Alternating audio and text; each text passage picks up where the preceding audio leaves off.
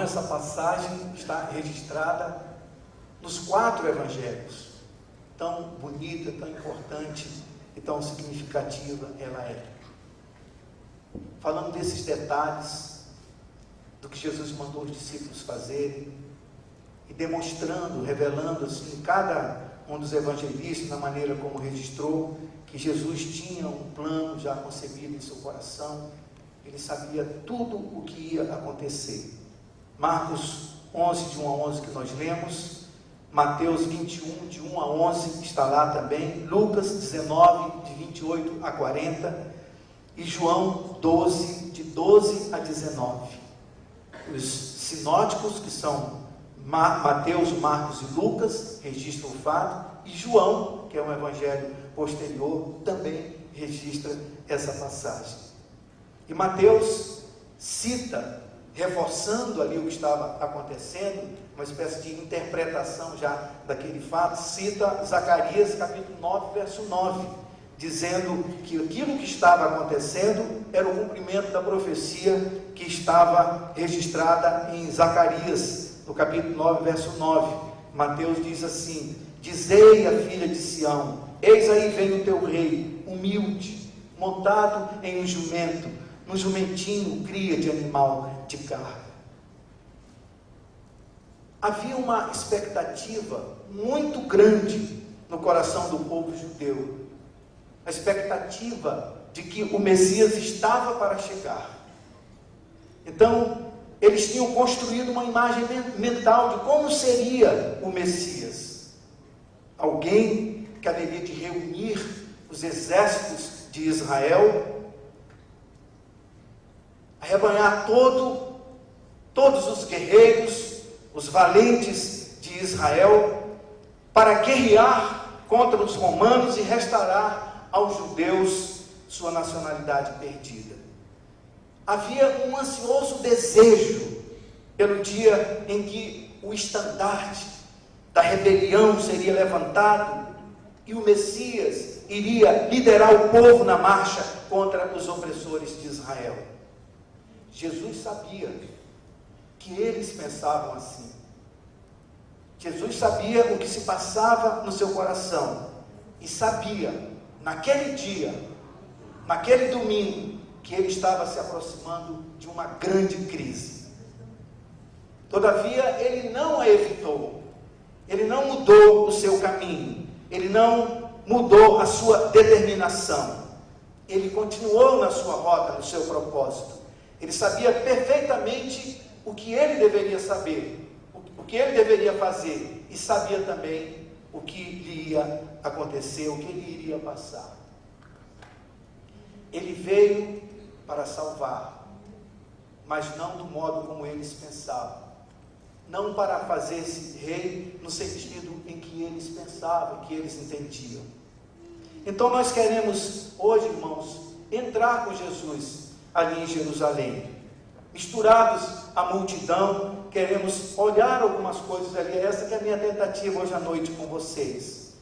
O cortejo, ele não se assemelhava ao dos famosos conquistadores da terra.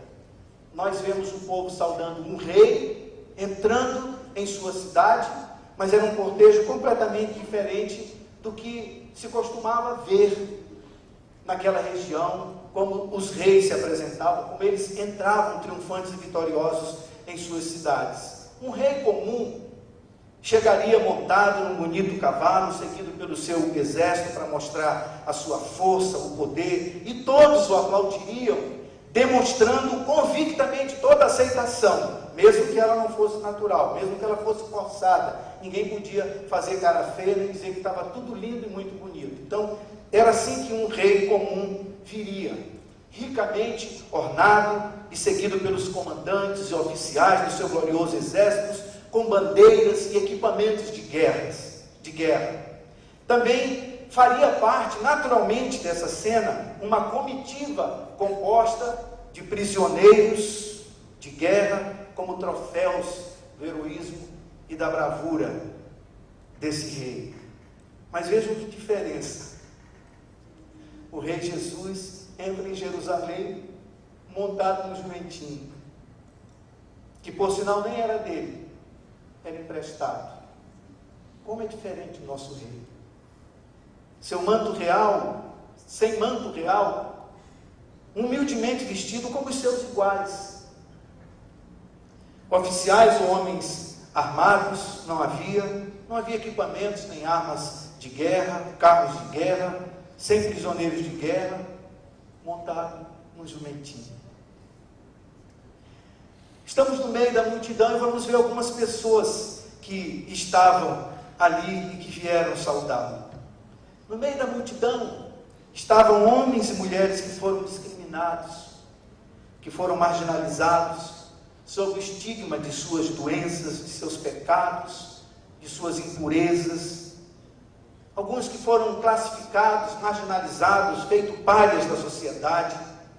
Ali estavam os cegos que foram restituídos à sua visão, estavam os mudos, com a língua solta, cantando a plenos pulmões, como nós acabamos de cantar, Hosana, bendito que vem em nome do Senhor. Os ex-endemoniados, que agora louvavam, livres, com suas mentes e seus corações livres. Estavam os aleijados, os coxos, que foram curados por ele, correndo, saltando de alegria, talvez os mais ativos em quebrar ramos de palmeiras para estender sobre as patas do seu jumentinho.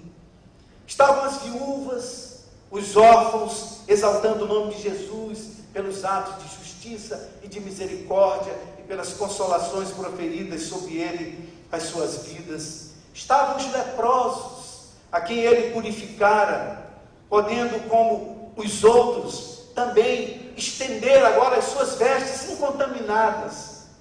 Não mais os trapos de imundícias sobre os quais eles deveriam gritar sobre a sua impureza.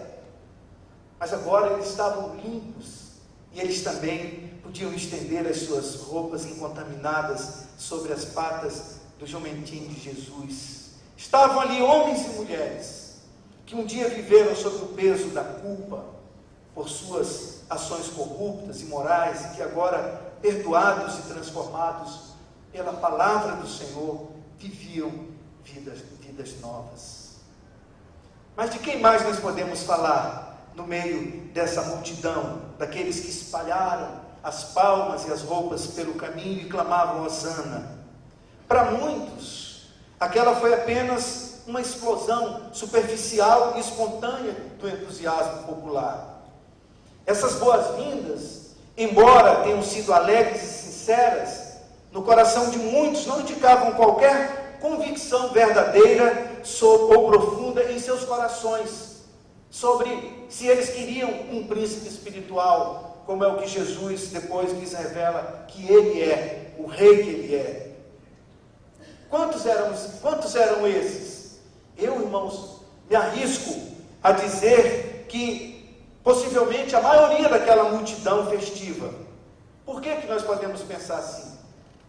Muitos dos que ali estavam ver-se-iam igualmente dispostos a rejeitar Jesus rapidamente, nessa mesma semana, quando o Sinédrio tivesse tomado uma posição firme e decidida contra ele, e quando eles ficassem desiludidos, quando eles entendessem que Jesus não iria estabelecer o reino de acordo com as expectativas nutridas por eles durante tanto tempo. Eles pensavam que Jesus era um libertador temporal, um rei político, e quando descobriram mais tarde que estavam enganados, odiaram-no na mesma proporção que o tinham amado, e crucificam, era um clamor tão alto e veemente quanto Hosana, bendito o que vem em nome do Senhor. Esses estavam ali no meio também. Quando Jesus entrou em Jerusalém naquele domingo, ele sabia de tudo isso que nós estamos vendo aqui com os nossos olhos da imaginação. Então vamos agora olhar para Jesus, o nosso Senhor. Eu queria pedir para o Ben soltar um clipe que nós temos, que fala dessa semana, e eu quero que vocês foquem principalmente no início desse clipe, olhando a cabecinha do jumento e Jesus, a visão de Jesus ali entrando na cidade. Depois tem outros pontos que fazem parte das mensagens que virão a seguir. Lá vai Jesus, entrando na cidade.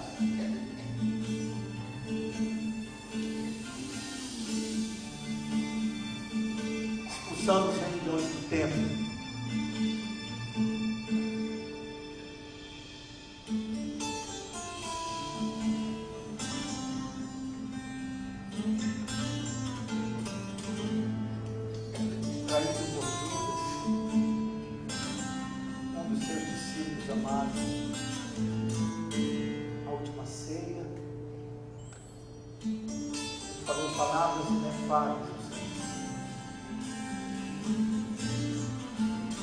Foi crucificado,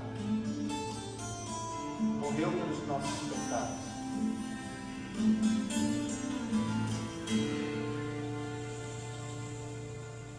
mas ressuscitou e vai voltar para buscar a sua igreja.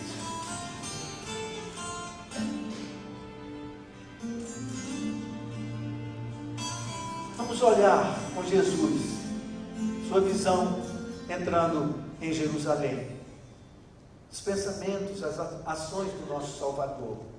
Ele havia pedido a 2 de seus discípulos que fossem até a cidade com essa ordem: ide à aldeia que está aí diante de vós, e logo ao entrar achareis preso o jumentinho, o qual ninguém ainda montou, desprendei-o e trazei-o. Então ele monta o jumento e segue através das ruas de Jerusalém, adentrando a cidade, e as multidões o exaltam. E ali vai Jesus, o filho de Davi, o rei dos judeus, aquele que nasceu numa manjedoura, cujos discípulos são pescadores. Nós podemos olhar, irmãos, para ele, como ele se veste, como um camponês. Ele não usa nenhuma coroa, ele não veste púrpura, sobre seus pés não há nenhuma sandália prateada, incrustada com pérolas, tão humilde, porém mais glorioso do que qualquer rei da terra. Ele se apresentou assim, mas nós podemos também deixar que o nosso coração viaje, pensando em tudo que a palavra de Deus nos revela, o que hoje nós já sabemos do nosso Salvador, que ele poderia ter se apresentado de outra maneira, ele poderia ter se apresentado como quisesse. Nós podemos afirmar que com seu poder de operar milagres, o poder pelo qual os soldados recuaram quando vieram prender, quando identificaram, quando ele disse, sou eu, ele poderia ter limpado não somente aquela terra dos seus inimigos, mas todas as regiões da terra poderiam ser limpas pelo seu poder, de toda a força contrária aos seus propósitos, aos seus objetivos santos e maravilhosos. Ele poderia ter marchado de país em país, de reino em reino, até os confins da terra, até que todos tivessem cedido à sua supremacia. Ele poderia ter fundado uma dinastia mais duradoura do que qualquer uma de todas as outras que já existiram. Ele poderia ter reunido tropas diante das quais todas as legiões da terra se derreteriam. Ele poderia ter destruído a imagem de Roma, tornando-a uma massa despedaçada, como um vaso de cerâmica lançado sobre uma rocha. Como ele poderia ter feito tudo o que ele quisesse. Ele poderia fazer tudo o que a sua boca justa e perfeita determinasse. Tudo o que a sua vontade assim expressasse. Se Cristo visasse a glória deste mundo, essa glória inteira logo estaria aos seus pés. Se ele desejasse tomá-la, quem suportaria levantar uma só palavra contra a sua reivindicação? Ou quem levantaria um dedo contra o seu poder? Mas ele disse que o seu reino não é deste mundo. Seu reino não é deste mundo. De outro modo, seus servos lutariam, seus ministros estariam vestidos com mantos de escarlate e seus servos estariam assentados entre os príncipes. Ele não se preocupa com isto. Jesus desdenhou de tudo isso, desdenhou de Satanás, das suas ofertas. Ele era o dono de tudo, mas ele não desfrutou nem usufruiu de nada disso. E nós aprendemos com a atitude, o gesto, a maneira do nosso Senhor se apresentar, que o povo de Deus também não deve buscar por isso. Que o nosso Senhor desdenhou, não devemos cometer o equívoco de desejar essas coisas e buscar isso também para nós. Como é esse reino singular, dentro do qual Jesus todos os dias treina o nosso coração? O reino singular deste rei ímpar, desse rei que se apresenta de modo tão diferente. O reino de Cristo é singular, totalmente diferente de tudo que já se conhece ou ainda se venha a conhecer. Vemos que em sua primeira manifestação, ele não tinha príncipes à sua espera, nenhuma guarda real que ocupasse o lugar de altos oficiais. No seu reino é assim. Aquele que quer ser nobre no reino de Cristo, deve ser um discípulo. Esse é o maior grau almejado. Sentar aos seus pés é a honra que ele lhe dará, ouvindo suas palavras, obedecendo seus mandamentos, recebendo sua graça. Esta é a verdadeira dignidade, esta é a verdadeira magnificência no reino do nosso maravilhoso e bendito Senhor, o nosso Rei Jesus. No seu reino é assim. O mais pobre homem que ama a Cristo, ou a mais humilde mulher que deseja aceitá-lo ou aceitá-la como seu mestre, como seu Senhor, torna-se imediatamente membro da nobreza que espera por Cristo Jesus.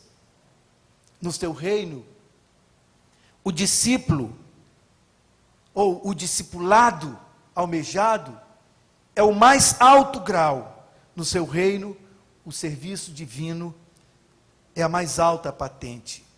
Este é um reino, é estranho dizê-lo, no qual as leis do rei não estão, nenhuma delas, escritas em papel, mas escritas no coração dos que o amam. Neste reino, não há juristas, nem procuradores, nem advogados que necessitem estabelecer ou esclarecer a lei.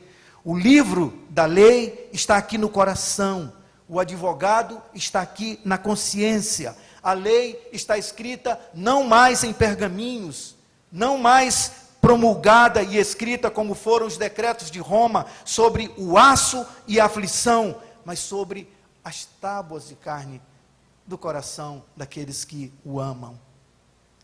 O desejo do rei, a vontade do rei, se torna o desejo daqueles que o servem, e sua lei, o maior deleite de suas almas. Então estamos com ele, entrando em Jerusalém, o nosso rei, o mais pobre de toda a classe, porque não tinha onde reclinar a cabeça, sobre um jumentinho de outro homem que ele havia emprestado.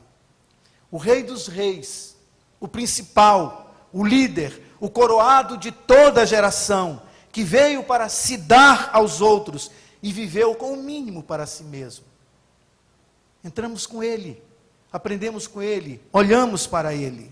Olhem para as gentes que o recepcionam, olhem para os príncipes, todos pobres também. Eles não tinham púrpura brilhante para fazer um tapete para os pés do seu jumento. Então eles lançaram suas próprias roupas surradas no caminho. Eles espalharam ao longo do caminho ramos de palmeira que guarneciam a estrada. Nenhum brilho de ouro, nenhuma bandeira ostentada, nenhuma trombeta de prata tocando, nenhuma pompa, nenhuma circunstância. Era o triunfo da própria fraqueza, pobreza entronizada sobre o animal próprio da pobreza, através das ruas de Jerusalém. No seu reino, o principal não é aquele que é mais rico em ouro. No seu reino, o principal é aquele que é mais rico em fé. Um reino que não depende de nenhum rendimento, exceto o rendimento da divina graça. Um reino que oferece a cada homem sentar-se sob a sua sombra com deleite, seja ele rico, seja ele pobre.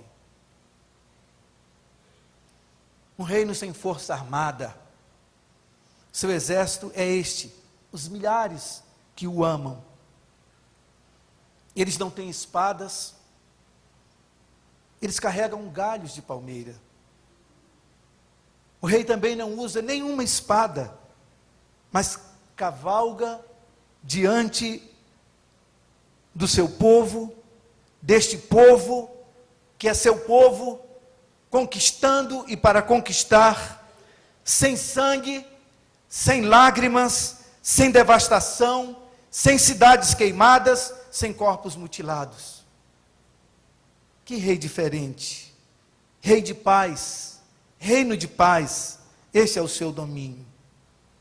O poder pelo qual ele governa, o seu povo abençoado, o governo ou o poder com o qual ele governa, aqueles que o amam, aqueles que estão sob o seu cuidado, não é a mão forte, o braço estendido da polícia ou dos soldados, mas as ações de amor e palavras de superabundante bênção. É assim que ele declara seu soberano poder.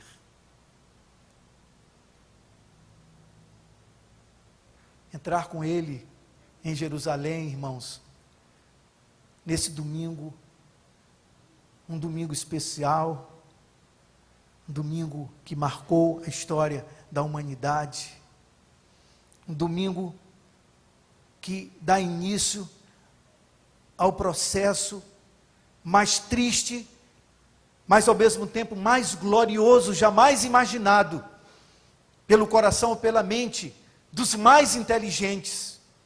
Nem Satanás, o ser mais inteligente sobre nós, daqueles que foram criados, pôde imaginar o que estava para acontecer, os caminhos traçados por Deus e a obediência daquele que fez tudo com majestade e gloriosa humildade.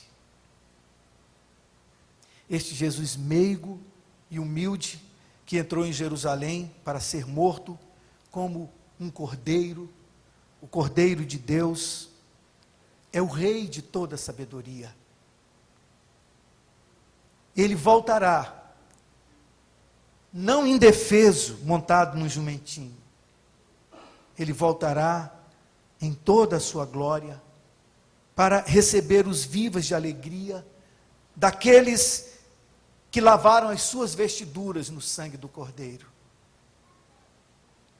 Então, naquele dia, também nós poderemos cantar ao Rei Eterno, que virá outra vez, para que com Ele entremos na Jerusalém celestial, lugar que está preparado para ser o nosso eterno lar.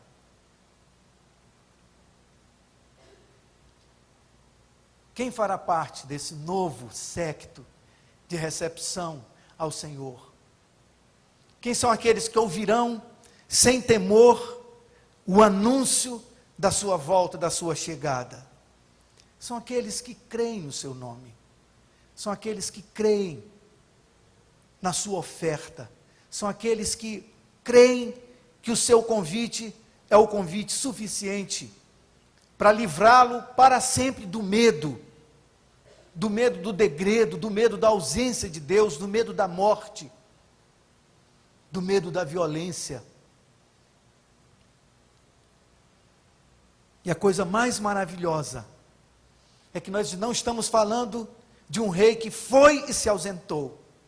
embora isto seja também verdade, mas estamos falando de um rei que está presente aqui entre nós. Essa história nós não podemos rememorá-la na sua ausência, porque Ele está sempre presente, Ele está sempre ao nosso lado. Ele está aqui entre nós. Não mais aqui neste púlpito do que está aí do seu lado. Não mais numa poltrona do que na outra poltrona. Ao lado, carinhosamente ao lado de cada um que está aqui nesta noite. Você não precisará nunca, ao sair daqui, pensar que terá que viajar para aquele ou para aquele lugar a fim de encontrá-lo. Ele está bem perto de você. E Ele ouve a sua oração. Até aquela que você não pronuncia. Ele ouve a oração do seu coração. Isso é muito maravilhoso, meus irmãos queridos. Nós estamos falando do Rei sublime, do Rei humilde, cuja glória, porém, nunca poderá ser comparada, nunca poderá ser igualada. Jesus, o Senhor amado, a quem você pode orar agora, pedindo que Ele cure você, pedindo que Ele salve você, pedindo que Ele abra os seus olhos, para que você possa enxergar com a visão da fé, pedindo que Ele fortaleça você na sua fraqueza. Você pode pedir tudo ao Senhor. Você pode pedir: Senhor, me dá força, a força da Tua graça. E agora mesmo o Senhor falará com você e responderá a sua oração. Aquele Rei maravilhoso e bendito, que um dia surpreendeu a todos, com uma maneira tão cândida, tão simples, tão humilde, é o mesmo glorioso Rei que voltará. Nós estamos esperando a sua volta. Nós estamos esperando o dia em que vamos contemplá-lo, face a face. E nós não teremos medo. E nós não teremos do que nos envergonhar, se o nosso coração estivesse transformado pelo convite, pela entrega, pela dedicação espontânea de cada vida, para que Ele estabeleça o seu trono em nossas vidas. Eu gostaria, irmãos, que nós orássemos agora, que nós pudéssemos nos deixar envolver pelo Espírito de Deus, por todo esse quadro, de um Senhor tão amável, que se faz tão pobre como a maior pobreza que muitas vezes toma conta do nosso coração, que se agacha até a posição em que nós estamos, para dizer o quanto Ele nos ama, para dizer como Ele espera que nós recebamos o seu amor e nos deixemos encher pelo seu conhecimento e pela sua graça. E agora, Senhor Jesus, agora mesmo, Senhor amado, visita o coração de cada um dos teus filhos e das tuas filhas. Somos pobres, Senhor, mas somos de Jesus Cristo, o Rei da Glória. Arranca, Senhor, o nosso egoísmo, vem e vive em nossos corações, reina em nossa vida, Senhor, reina em nosso coração onde está o teu trono. Nós te pedimos isso, ó Rei dos Reis, por tua própria causa e louvor. Jesus amado, entra triunfantemente em nossa vida. Reina, Senhor absoluto, em nossos corações. Esclarece, Senhor, as mentes, o entendimento. Não deixa, Senhor, não deixa que aqueles que esperam em Ti sejam decepcionados quando vier a prova, quando vier a luta, quando vier a impressão desfavorável, quando vier, Senhor, o inimigo para tentar roubar, destruir, confundir os corações. Em Ti está a nossa esperança, Rei dos reis, Rei sublime em majestade e glória. Nós te pedimos, Senhor, nós te pedimos em nome de Jesus. Amém, Pai Santo. Amém.